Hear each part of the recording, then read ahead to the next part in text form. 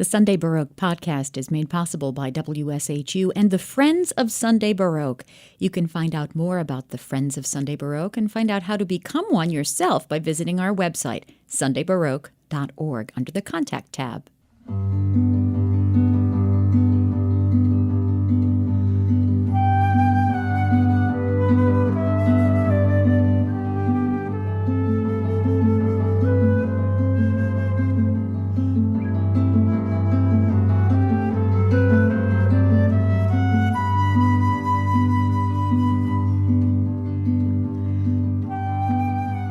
Kayoko Dan has been the music director of the Chattanooga Symphony and Opera since 2011. She is the orchestra's 8th music director since its establishment in the 1930s.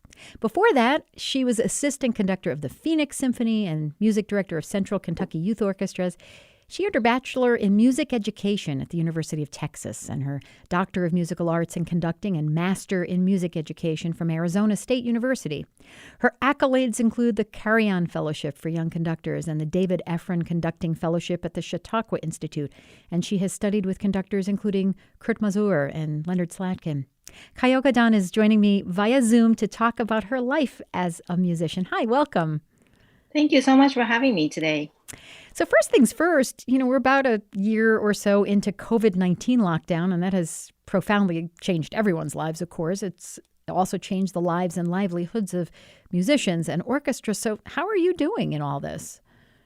Personally, I'm doing fine. I think many musicians can relate that we are pretty good at being by ourselves and studying, right? So being alone, away from society is not so difficult personally, but professionally, it has hurt us. We have less opportunity to perform for people in general, and we have less people on stage. So our repertoire is drastically limited this season.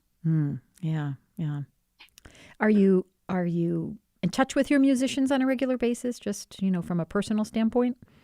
Yeah. Well, we had to adjust this season. So instead of doing like 7 masterworks, we're doing 16 smaller concerts. So I see them every few weeks. And we are putting together more chamber-like performances, and largest group I've had, I think so far, is about 18 people. Haydn Symphony back in December. Great. Good. So you have said that music was a part of your life right from the beginning. You started playing piano at the age of 3, and it seems like you really just knew even that early on that music is your life's work. So I'm curious to know, how did that unfold, and maybe what memories you have of your early musical life, and whether you're from a musical family. Yeah, right. I'm not from a musical family. I wanted to join a piano class when I was 3 because there was a neighbor girl who was 5, and I did everything she did. And she joined a Yamaha piano class, and that's what I wanted to do because she was in it. And as soon as I was in that class, it was more of a general music class. So we did more singing, rhythm works, clapping, playing piano. So I'm not a pianist at all. No one should pay me to play piano. But, I learned the basics of solfege and just love of music, and just using music as part of your voice to express yourself. And myself being a very shy child, that was the only way I could express myself and be comfortable with myself. So early on, I used music as a form of expression. It's so interesting. I've seen that word shy been thrown around in reference to you in a number of interviews, and that seems like it would be an oxymoron for someone who is a conductor of an orchestra, because shy is not really what you think of when you think of somebody standing there. You have to be pretty assertive. So how do you reconcile that? Or maybe I'm wrong about that. Maybe shy is what you do need as a conductor. I think for me, I save all the energy of exerting myself for the time I'm on the podium, or when I'm speaking with the patrons or donors.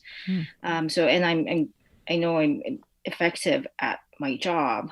but I think in my personal daily day-to-day life, I have to be who I am as a introverted shy person to kind of save that energy. Hmm. And neither one of them are fake. They're both real personalities. It's just I'm capable of being one or the other when the time needs.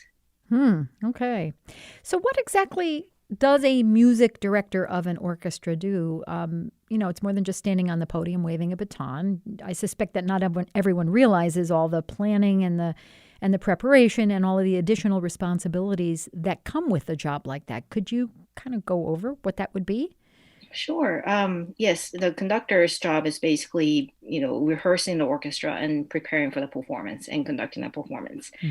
That's a very simple job description. But when it comes to music director, your job scope is much larger. So planning a season is one of them. So overall arch pacing of the season, so all the programming, and also just really thinking ahead, a couple seasons ahead to kind of shape the orchestra in a way that you Hmm. envision for that orchestra, and Hmm. also cultivating donors and cultivating patrons, and just being the arts ambassador, performing arts ambassador in the community. Hmm. Especially in my community, we're the only professional performing arts organization.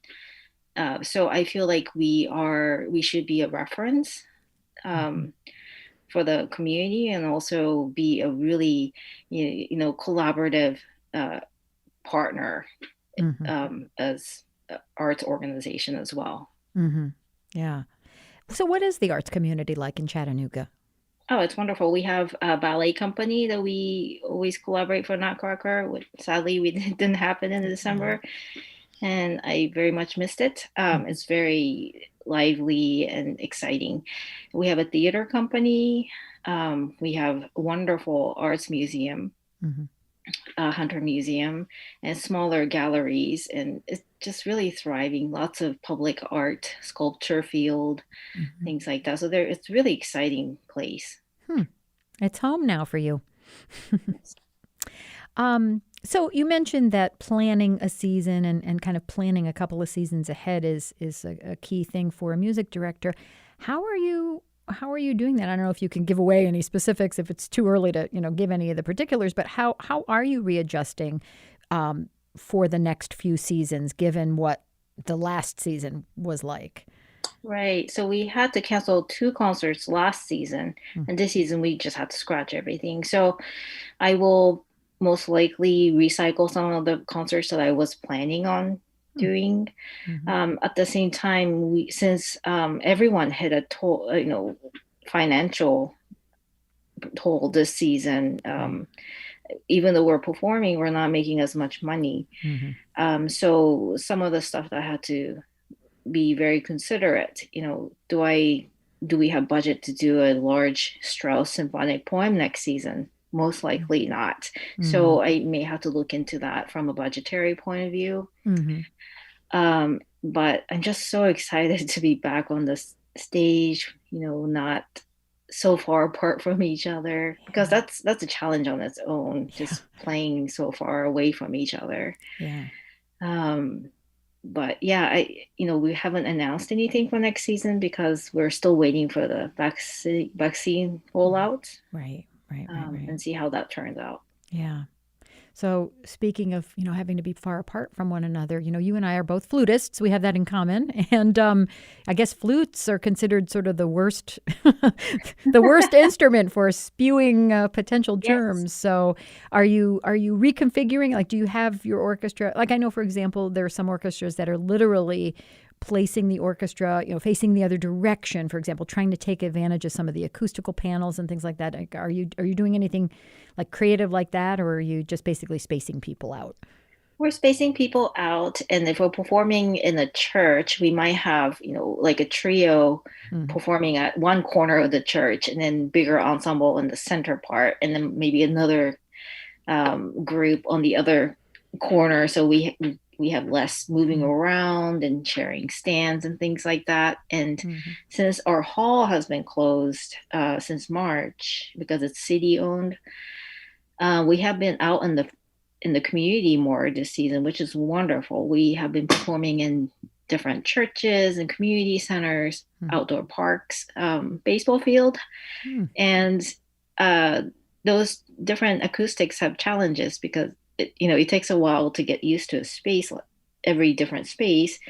But it's just so wonderful to see different parts of the community at the same time. Yeah. So, as I said, you are a flutist. What went into your decision to pursue conducting? Well, originally I was going to become a high school marching band director. When I went to UT Austin, that's what I thought I was going to do. Because I had such a wonderful time going to public schools in Houston, Texas area, and my band directors were wonderful, and I had such a great time being in band. And when you're from Texas, it's such a big deal. But I was in youth orchestra. I loved orchestra sound a lot, but I didn't know it was a possibility for a flute player to become an orchestra conductor. But along the way in college, I realized that there were people who were non-string players pursuing to become an orchestra conductor. So all of a sudden, it's like, oh, I can do that too. And so I just kind of switched, conducting is conducting, but, I just switched from band to orchestra, my concentration. And I just so happened to be lucky enough to get into Arizona State for my master's degree. So, roughly half the population of the world is female, but 2014 survey revealed that of the 150 or so top conductors in the world, only 5 were women, and that kind of percentage, trickles down to pretty much all orchestras. So I'm wondering why is that? What is this glass ceiling, or is it a glass ceiling? Is there something else at play? I think, well, it's tradition, I think. And, my, like Marian Alsop, for example, she's like a trailblazer. Without her and the conductors of her generations, I don't think I'll be around doing what I'm doing. I think we rely on female conductors of, former generations, older generations, to do a fabulous job and just laying down the foundation for us so that it's a little bit easier for us. And I'm seeing more changes towards more equality in the field, which is very, very encouraging. And I see a lot of organizations that support female conductors as well. So that's really nice to see. You actually recently posted a blog about an interaction you had with I think she was also a young flutist, and yes, she told you about how you really opened her eyes to more possibilities in her life. So this is really to your point of what you just said about people, being mentors or being role models for the next generation, and that, seeing a flutist and seeing a woman in the role of conductor was something that really inspired her. Could you talk a little bit about that interaction? Yeah, it was really inspiring to me because I was at a Illinois All-State Honor Orchestra, and I was just giving her a alternate fingering. He's like, trust me, I'm a flute player. You can trust me. And she later emailed me saying, I didn't know that it was a small Asian lady like me who plays flute could be an orchestra conductor, and that's what she wants to do now. And I was like, that's so nice. And then I realized that, wow, representation matters. Seeing someone who looks like you in the leadership role like that, or in any role that you're striving for, is so important. But in my case, the female part wasn't my barrier. My wall was the fact that I was a wind player. And I didn't even know that, girls don't conduct. I actually wasn't planning on becoming a professional conductor when I was in school. I have my doctorate degree thinking that I will, teach in college somewhere. So, I wasn't even looking at the fact that there aren't too many women conductors out there doing what I'm pursuing to do. Right. And, because you do mention, your doctorate and your both your bachelor's and master's degrees are music education, I believe, as well as the doctorate in conducting. So music education, though, really does continue to be a really big focus of your career and of your life. And so, again, I'm wondering what is driving that passion for connecting with young musicians? Is it just because that was, what you originally saw yourself doing, so you've expanded and you're doing it in a different context with Chattanooga Symphony, for example, but staying true to that initial aspiration? Yeah, that's a really good question. To me, it's just who I am. Mm-hmm. And I believe that any change that you want to see will happen early on in people's lives. So if you want to see more program with underrepresented composers on stage, on a professional orchestra stage, then you have to expose children to that so that they have no resistance when they are adults to, perform these works. So I feel like that's where everything starts. Any biases you may see could be fixed by just educating younger minds. So I truly believe that exposing these kids as much as possible to great music, diverse music, is so important. So I try hard, even in my community, to do that, like stick with that kind of philosophy. Well, you raise a really excellent point because, of course, pandemic aside, the state of classical music has long been an area of concern for a lot of people. And I think the audiences are just not being augmented by enough younger listeners, and they're not being augmented by diverse listeners who are passionate about classical music and about orchestras and also feel welcome and feel embraced in the concert hall and by classical music institutions. So do you have any other thoughts or strategies for attracting those new audiences, for seeking more diversity, more inclusion in the world of classical music? Yeah, that's such a big question. And I wish I had like magic wand just to make everything better. But I think what we're doing this season is one step closer to where we want to be, and that is being out in the community instead of say, hey, we're playing at a Tivoli theater. It's a beautiful historic theater. You come see us. That's a tall order for a lot of people. A lot of people think that going to a symphony concert is very expensive. So number one, financial barrier. What do I wear? How do I act? Those are all very intimidating factors. So I think for us to be in different parts of the community this season and being a little bit more casual and more personal is helping. And that's what I hope that we keep doing in the future seasons, even when we're back into our hall after the pandemic. So I think that's one thing that's working for us. And recently we hired an assistant conductor for CSO, and he's also conducting the youth orchestra. And he's Mexican American, and he's really trying. When this pandemic is over, we have so many great ideas to reach out to the population that speaks Spanish. And he's a likable person, and he's wonderful. So there are a couple ideas that's brewing around that we're trying to reach out to the pockets of population that we haven't yet. Are you doing it in any way through repertory that the orchestra is playing? We're trying, yeah. We're being mindful about programming underrepresented composers. That could be race, culture, or gender. And we're trying to celebrate each composers and just really, expose them, because you don't know what you like unless you're exposed to them. Right.